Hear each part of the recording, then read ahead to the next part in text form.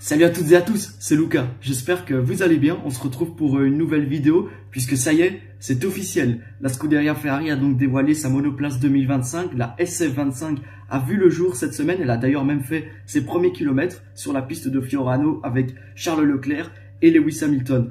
Alors, une nouvelle saison commence. Il y a beaucoup de choses à dire sur cette voiture, sur le programme qui a été réalisé à Fiorano et sur ce qui nous attend vis-à-vis des tests de Bahreïn.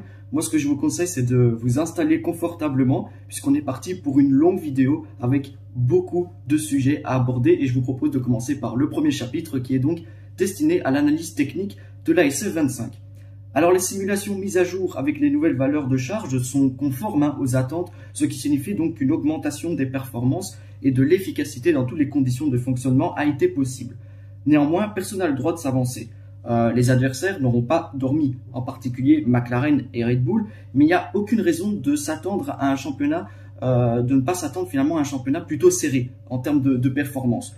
Le directeur technique, le XRA, est arrivé à Maranello il y a 4 mois, avec un profil, avec la capacité d'interpréter les performances d'une manière très froide et sans se laisser submerger par de grandes émotions, un peu comme Frédéric Vasseur. Donc raisonnablement, la SF25 ne peut pas être l'enfant de sa gestion. C'est plutôt le chef aérodynamique, Diego Tondi, et dans une certaine mesure aussi l'apport de Frédéric Vasseur, puisqu'il a donc pris le rôle ad interim lorsque Enrico Cardile a quitté l'équipe.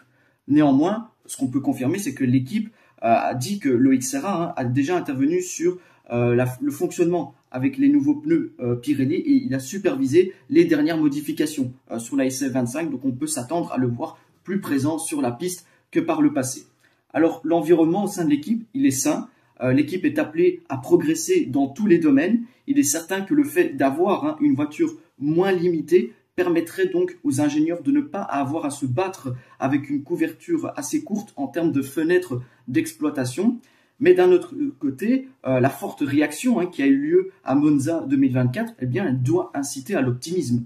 Il n'y a aucune raison de penser que Ferrari ne puisse pas être prête pour relever le défi, notamment grâce à une attention encore plus accrue à tous les niveaux, liés aussi à l'arrivée d'un certain Lewis Hamilton. Les ingénieurs de Maranello sont donc optimistes quant à leur capacité à fournir aux pilotes une SF25 bien adaptée aux caractéristiques du pilotage des deux pilotes en termes de réglage, favorisant ainsi l'essieu avant pour une entrée en virage beaucoup plus décisive. Alors Ferrari, cette année, devrait adopter une approche différente de celle des dernières saisons, avec des petites améliorations, mais constantes, donc course après course, et non pas 3 ou 4 grands packages qu'on avait l'habitude d'installer au sein de la voiture et qui pouvaient donc complexifier les choses. Alors, la nouveauté immédiatement visible sur cette voiture, c'est bien la suspension avant, qui adopte désormais un schéma pull rod par rapport à ses prédécesseurs. Cette modification-là, elle a été couronnée de succès. Peu de temps après son adoption dans la soufflerie, elle est donc principalement de nature aérodynamique, pour abaisser donc le bras et libérer l'espace entre l'aileron et les pontons. En conséquence, donc, les triangles ont donc été réévalués. On voit que les canaux Venturi ont donc été changés, la conception à l'entrée du ponton. Donc on a une géométrie anti-dive qui a été confirmée sur la voiture, mais l'impression c'est qu'ils n'ont pas choisi de trop réduire la sensation de direction sur le train avant, en pensant aussi aux bordures, mais plutôt qu'ils sont donc allés dans la soufflerie pour gommer l'un des points faibles de la monoplace. Alors les dimensions ont toutes été revues, le cockpit a donc été légèrement décalé vers l'arrière et l'entrée d'air du poton reculée avec un volume accru lors de la partie basse de la monoplace. Donc on voit le dessin en P des entrées d'air, des radiateurs, elle a été conservée, mais elle est plus arrondie, ce qui aurait donc dû permettre une meilleure efficacité à l'avant de la monoplace en effilant un peu mieux les volumes. Alors la voiture elle dispose également de mini-fentes sur l'aileron pour la respiration. La lèvre supérieure des entrées d'air, donc ce qu'on appelle les inlets en anglais, des pontons, elle est devenue un profil aérodynamique à part entière. Donc au-dessus des flancs, il y a un soupçon de ce qu'on pouvait appeler le réservoir de poisson rouge qu'on avait sur la F1 75. Évidemment, on est loin de cette fonction-là, mais c'est une idée qui a de nouveau été testée dans la soufflerie à Maranello pour s'adapter au nouveau concept. Donc le look, il est soigné, il est musclé, mais il est surtout direct. Alors la SN25 n'a pas renoncé à la boîte à air triangulaire des voitures précédentes, ce qui est donc une bonne chose pour maintenir une bonne efficacité vers l'aileron arrière de la monoplace. Ferrari est probablement en train de s'éloigner de ce qu'on appelait l'aileron arrière tout-terrain, vu dans la première partie de la saison 2024, qui était parfois trop chargé sur certaines pistes. Celui qui est monté actuellement, c'est un net progrès en termes d'efficacité du DRS grâce à la conception du plan principal en forme de V. C'est assez impressionnant cette forme-là au milieu de l'aileron. Donc le triangle, l'aileron avant et le nez court sont aussi des parties les plus fidèles au dernier cahier des charges. Alors dans le deuxième chapitre, on va donc voir maintenant ce qu'on a appris des premiers tours de la SF25 à Fiorano avec Lewis Hamilton et Charles Leclerc. Leclerc et Hamilton ont donc effectué chacun 100 km au volant de la SF25 à Fiorano.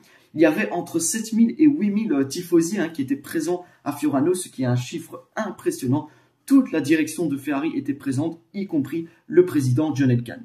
Alors les ingénieurs ont donc entamé le parcours normal de la SF25 en obtenant des données nécessaires au premier contrôle de la voiture. Donc des données d'installation, corrélation, système électronique, procédure et contrôle cinématique. Donc les pilotes ont aussi testé sur la piste l'ergonomie et les fonctions de leur nouveau cockpit. Alors après les tests Testing Previous Cars, Lewis Hamilton avait demandé quelques changements qui ont donc déjà été obtenus et d'autres petits détails ont été demandés le soir de Fiorano et seront donc affinés pour les tests de Bahreïn, mais ce n'est pas grand-chose. Il n'y a pas de différence majeure avec les réglages de Leclerc, ce qui est donc un avantage. Je ne suis pas encore au niveau où je veux être et je sais que tout est différent. Je dois beaucoup travailler dessus. C'est ce qu'a admis Lewis Hamilton après le test de mercredi. Le travail donc développé par les pilotes n'a pas été identique. Leclerc était déjà en mesure de pousser un peu plus la voiture, de travailler sur les hauteurs de caisse, même si la performance pure n'a pas été exigée. Hamilton, lui, s'est essentiellement efforcé de gagner en confiance et d'affiner donc ses exigences. Finalement, le bilan, de manière générale, il est positif pour les deux pilotes. Alors, il faut savoir que le circuit de Fiorano n'est jamais un banc d'essai absolu en termes de performance pour cette génération de voitures. Il est encore moins si les pneus de démonstration et les conditions générales sont différentes d'une année à l'autre. Donc aucun des deux programmes ne les a vraiment poussés. Les ingénieurs parviennent finalement à reconstituer un peu le puzzle d'informations sans avoir besoin de les voir à Fiorano. Alors Charles Leclerc s'est plutôt montré satisfait des premières impressions en piste, soulignant l'absence de mauvaises surprises. Nous n'avons pas eu de mauvaises sensations ou de chiffres auxquels nous ne nous attendions pas, a-t-il déclaré. Donc il a ajouté que son ressenti au volant était bon et qu'il était même heureux d'être de retour sur la piste. Alors fixant les objectifs ambitieux pour la saison, Leclerc a bien affirmé « Je serais déçu si on ne gagne pas au moins l'un des deux championnats ». Lewis Hamilton, lui, a exprimé son enthousiasme après cette première journée en piste à Fiorano avec Ferrari. Je suis très excité, très heureux et très fier, a-t-il déclaré. Il a décrit la voiture finalement comme performante, tout en précisant qu'il était encore trop tôt pour tirer des conclusions. C'est le début de la saison, nous n'avons pas eu de problème aujourd'hui et j'apprends beaucoup, a-t-il ajouté. Du côté de Frédéric Vasseur, on a tiré aussi un bilan positif de la journée, soulignant l'absence de problèmes sur la SF25. Dans ce genre de journée, si vous avez des nouvelles, elles sont souvent mauvaises et jusqu'à présent, nous n'avons pas eu de problème. Les choses se passent bien, a-t-il déclaré. Donc, il a ajouté que l'équipe avait encore beaucoup à apprendre, à mieux comprendre aussi cette SF25 afin de confirmer les chiffres pour le développement, mais il a conclu que tout allait bien. Alors dans le chapitre suivant, maintenant, on va regarder toutes les déclarations des représentants de Ferrari. On va analyser les déclarations de Frédéric Vasseur, du directeur technique Loïc Serra. Vous allez voir, c'est assez intéressant. Le directeur adjoint Jérôme D'Ambrosio, mais aussi les pilotes Charles Leclerc et Lewis Hamilton. Et enfin, des paroles du directeur des moteurs Enrico Gualtieri. Alors Frédéric Vasseur a exprimé son enthousiasme et sa fierté lors du lancement de la SF25, soulignant le travail acharné réalisé par l'équipe à Maranello. Des mois de travail dévoués ont été donc consacrés à cette SF25 et nous sommes impatients de voir le fruit de nos efforts prendre forme et de nous préparer à prendre la piste, a-t-il déclaré. Désormais, l'objectif, il est clair chez Ferrari. Nous sommes déterminés à construire sur cette base solide avec l'objectif de remporter les deux titres. Donc conscient des défis finalement à venir, Frédéric Vasseur a insisté sur la volonté de Ferrari d'être compétitive au plus haut niveau. Il a également souligné l'importance du soutien des tifosi qui reste donc une source d'inspiration pour l'équipe. Maintenant, il est temps de se concentrer sur le travail à accomplir et de laisser la piste parler. J'ai hâte que la saison commence, a-t-il conclu. Alors Frédéric Vasseur a également rappelé que Ferrari s'était battu jusqu'au dernier virage de la saison 2024 pour le championnat des constructeurs. Et donc, ils avaient l'intention de débuter la nouvelle saison sur cette même dynamique-là. Je pense que nous avons un bon package, une bonne voiture, une bonne équipe de pilotes, a-t-il déclaré. Il a souligné donc l'importance de franchir un cap en minimisant finalement les erreurs et en poursuivant le développement engagé de ces 2 dernières années. Alors concernant la phase actuelle du règlement technique, Frédéric Vasseur a indiqué que la fin du cycle de ces voitures entraînerait une lutte très serrée. Sur le plan des performances, les premières courses seront cruciales car à un moment donné, nous devrons nous concentrer sur la réglementation 2026 et toutes les équipes arrêteront le développement à un moment donné de la saison, a-t-il expliqué. D'ailleurs, il a été même interrogé sur la collaboration entre Charles Leclerc et Lewis Hamilton. Frédéric Vasseur il a affirmé que c'était un duo aussi fort, mais un duo aussi fort qui finalement n'allait pas poser de problème pour Ferrari, mais c'est plutôt un avantage.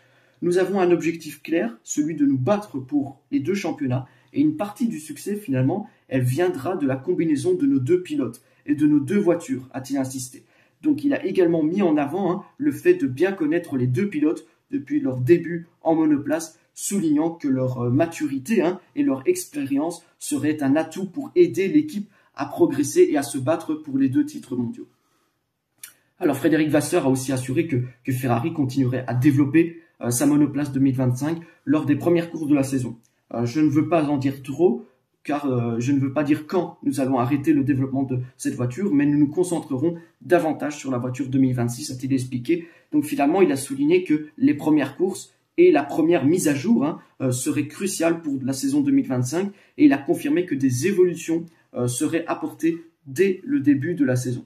Il a rappelé donc que la voiture 2025 est une extension de celle de la voiture 2024, plaçant finalement toutes les équipes un peu dans la même dynamique. Vasseur a aussi expliqué donc les décisions de privilégier 2025 ou 2026, ça va dépendre des performances lors des 4 ou 5 premières courses. Si vous avez par exemple 1 seconde de retard, il ne sert à rien de continuer de se développer. Et à l'inverse, une avance significative permettrait finalement de basculer plus tôt sur le projet 2026. Toutefois, il a jugé que ces 2 scénarios-là étaient extrêmement peu probables. Alors, Frédéric Vasseur a aussi abordé cette thématique qui a été assez chaude durant l'hiver, la nouvelle directive de la FIA sur les ailerons avant. Il a affirmé qu'il ne voyait pas cela finalement comme un problème du côté de Ferrari. Je pense qu'il est bon d'être clair, a-t-il déclaré, soulignant finalement l'importance de savoir à l'avance ce qui doit être modifié. Il a reconnu que le timing pouvait être discuté, notamment avec l'aileron avant prévu pour Barcelone, qui arrive juste après Monaco. Nous devons donc arriver à Monaco avec un package complet, a-t-il expliqué, tout en considérant finalement que cette clarification-là, c'est une bonne chose pour le développement et la planification. Il a également évoqué le risque d'un changement de réglementation en pleine saison qui serait bien plus difficile à gérer. Le pire scénario serait de commencer la saison comme nous le faisons aujourd'hui et après 2 courses de recevoir une directive technique nous obligeant à changer quelque chose, a-t-il prévenu, en ajoutant que cela pourrait être un désastre. Cependant, il a souligné que Ferrari était déjà consciente de la nécessité d'apporter une mise à jour à l'aileron avant et que la situation était désormais claire en vue du Grand Prix de Barcelone. Alors pour atteindre les objectifs de la saison, Frédéric Vasseur a souligné la nécessité d'améliorer chaque aspect de l'équipe et de minimiser surtout les occasions manquées. Nous devons encore éviter d'avoir ce genre de problème au cours de la saison comme en 2024.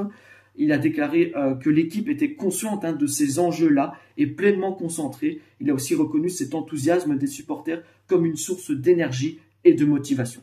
Et enfin, Frédéric Vasseur a aussi insisté sur la continuité du travail et du développement indépendamment des résultats récents.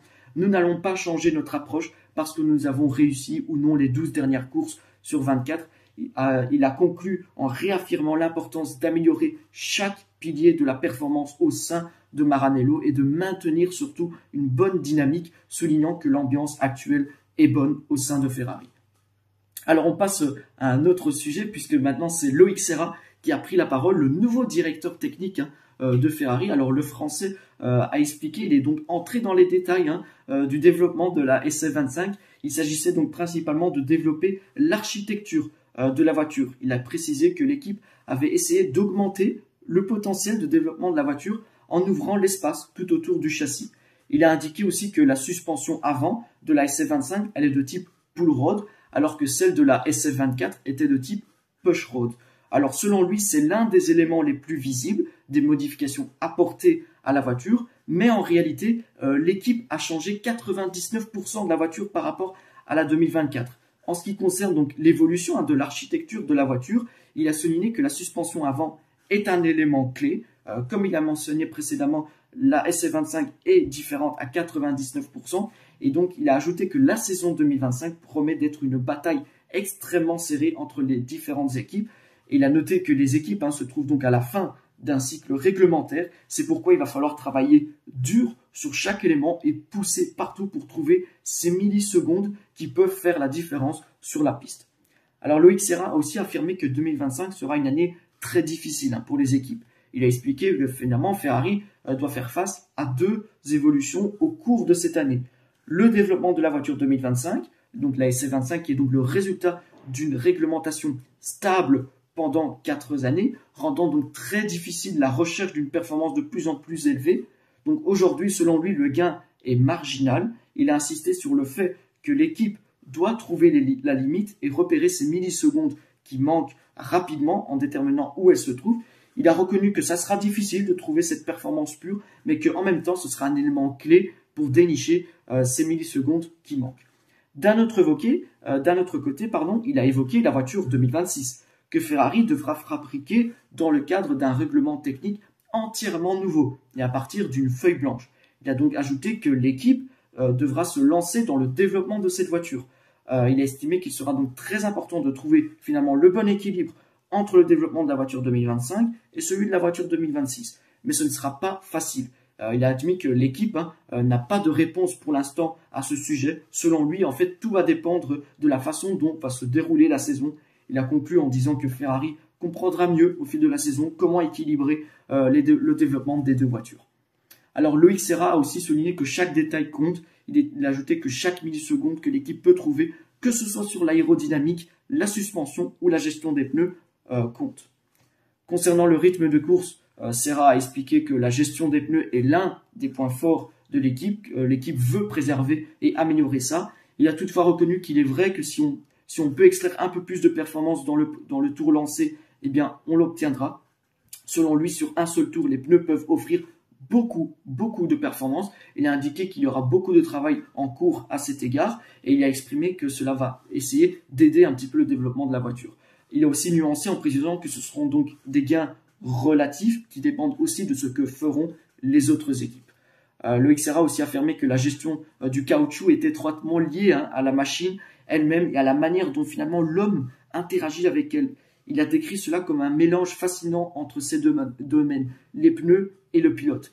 Qu'il s'agisse de la gestion des longs relais ou de l'amélioration des performances sur le tour lancé, il a insisté sur le fait que le travail sur les pneumatiques est sans fin. Il a expliqué que l'équipe doit continuer d'apprendre et plus elle apprendra, plus elle va transférer les notions acquises à la conception de la voiture, au choix de réglage ou au style de conduite du pilote lui-même. Donc là, on voit que le génie de la dynamique du véhicule ressort en Loïc Serra. Alors Loïc a aussi expliqué que le concept principal de la SF25 est vraiment de trouver un espace pour améliorer le développement aérodynamique et le développement en général. Il a noté que la SF24 avait fini assez fort la saison, mais qu'elle devenait de plus en plus difficile à développer et donc de trouver la performance, ce qui a poussé donc l'équipe à chercher un espace pour augmenter le taux de développement.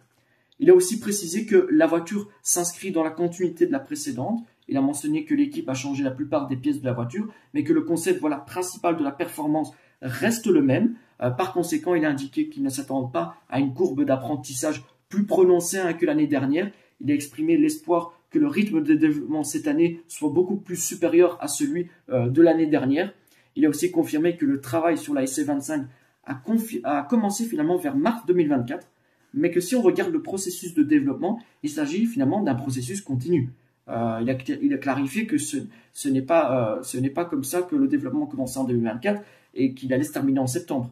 Il a ajouté que l'équipe continue à développer pour le reste de la saison, pensant toujours à ce qui va se passer, par exemple, à la course 5, à la course 10, et ainsi de suite.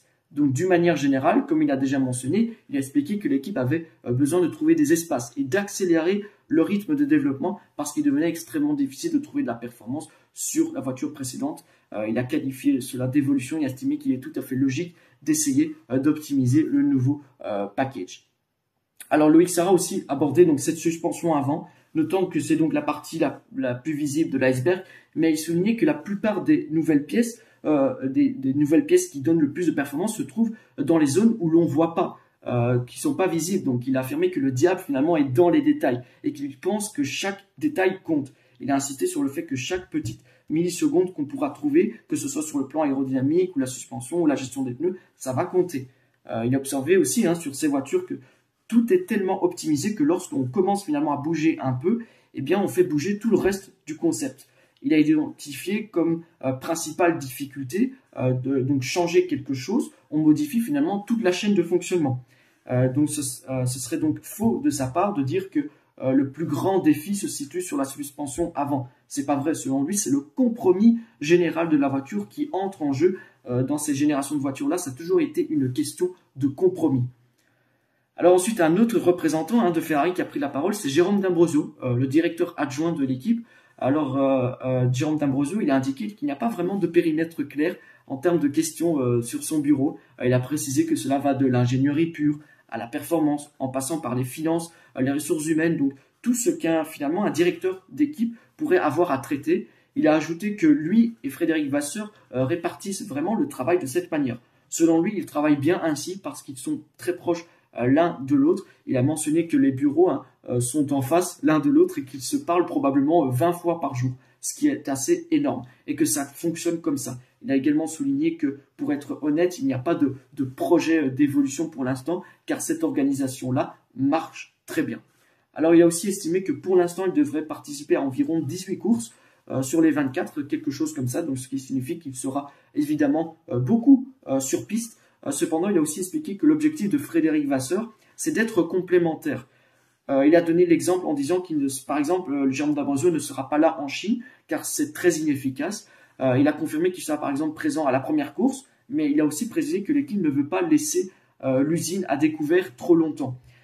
Donc ainsi, ils vont se séparer de temps en temps de cette manière. Il a ajouté qu'il restera par exemple à la maison à un certain temps pour certaines courses et qu'il restera aussi à l'usine.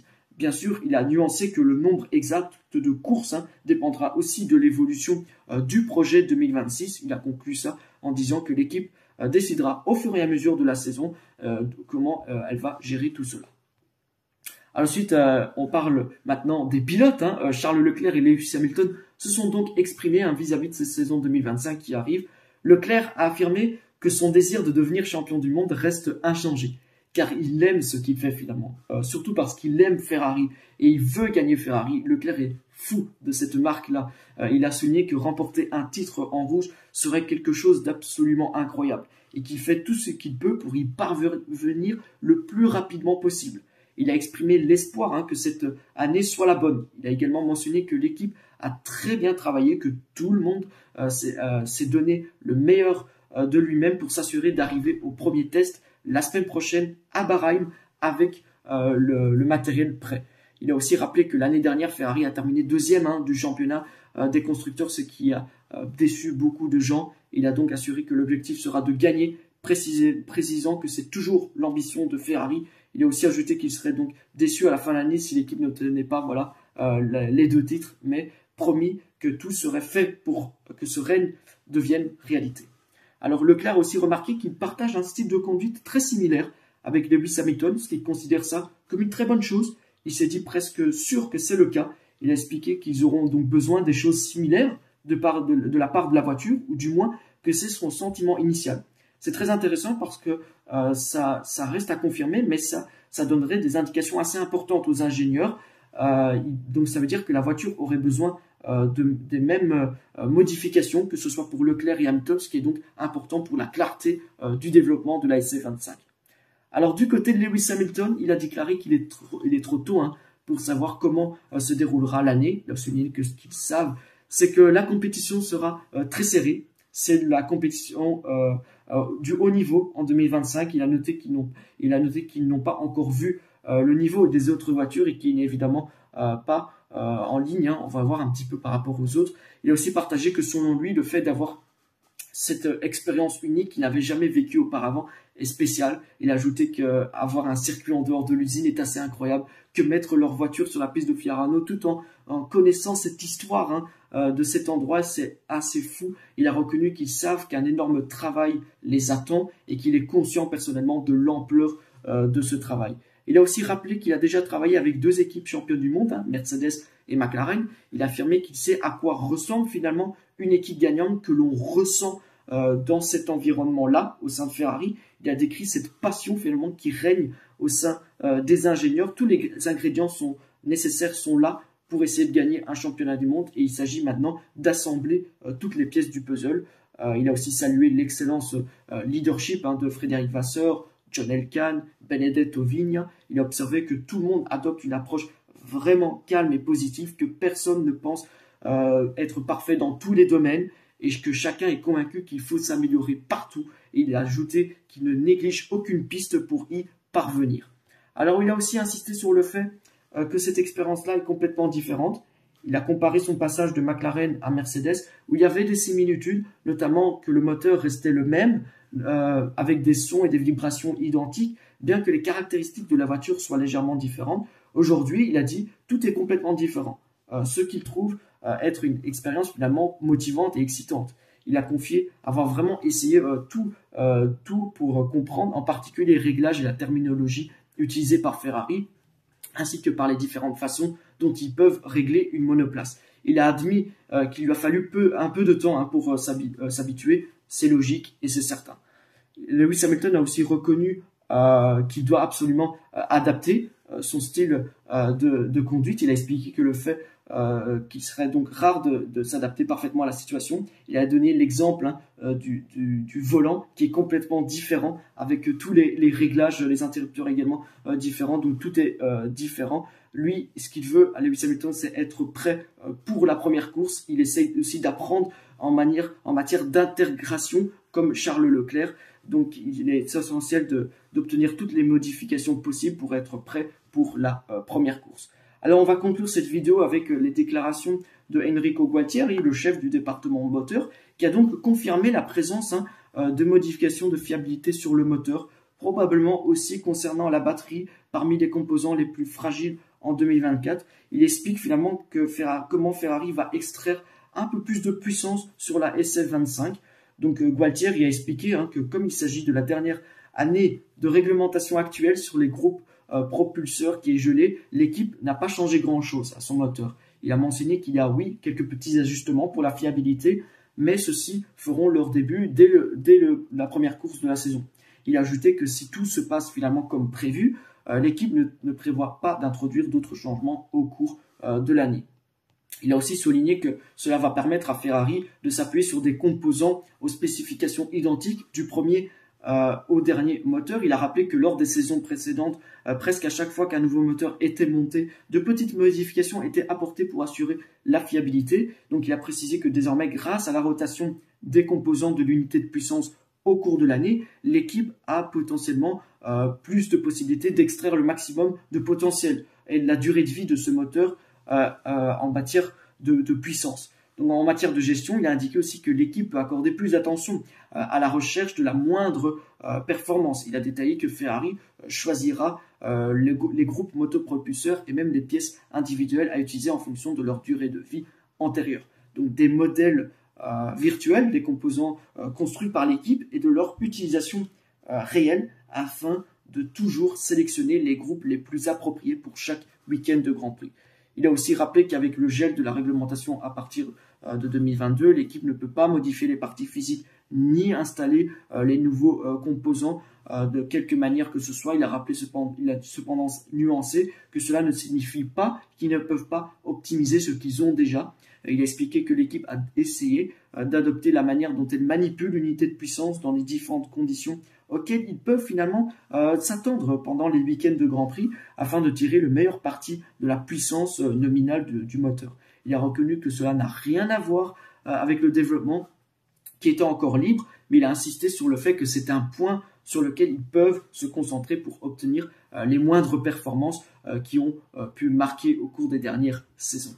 Alors il a aussi précisé enfin que l'équipe n'a pas vraiment modifié l'installation de l'unité de puissance dans la voiture. Il a rappelé qu'en 2022, tous les composants avaient déjà été disposés en fonction de l'architecture la moins impactante possible afin de donner au département aérodynamique toute la liberté pour façonner finalement cette carrosserie autour de la plus petite empreinte du moteur et des composants auxiliaires. Il a aussi ajouté que bien qu'il n'ait pas changé le matériel, ils essaient toujours de gérer ça, les différents besoins du refroidissement qui pourraient donc être dictés par les aérodynamiciens et les choix des réglages à l'avenir. Donc voilà, nous sommes finalement arrivés au bout de cette longue vidéo. C'était nécessaire parce qu'il y a énormément de sujets qu'on devait aborder vis-à-vis du lancement de cette SF25. La prochaine étape, ce sont les tests de Bahreïn le 26, le 27 et le 28 février. Je ferai une vidéo juste après ces 3 jours de tests où on récapitulera tout ce qui s'est passé durant ces tests et le travail vis-à-vis de Ferrari. Comme d'habitude, n'hésitez pas à me partager vos impressions dans les commentaires, à liker et partager la vidéo et surtout à vous abonner et activer la cloche. Moi, je vous retrouve très vite pour une prochaine vidéo et jusque-là, portez-vous bien et sempre Forza Ferrari!